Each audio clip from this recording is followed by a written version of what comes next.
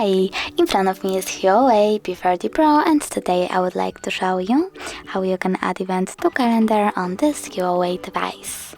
Firstly, we need to access calendar and tap on it.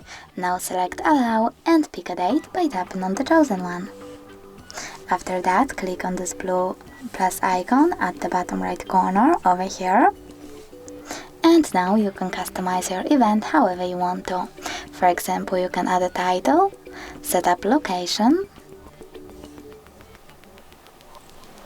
pick starting hour, ending one, or turn off this feature by clicking on the switcher next to all day. You can also take notes, set up notifications minutes, hours or weeks before, and even change your account to your email. When you're done, click at the top right corner over here to save your event. As you can see, mine was successfully created.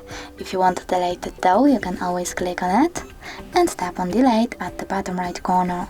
Then confirm your choice by clicking on delete one more time.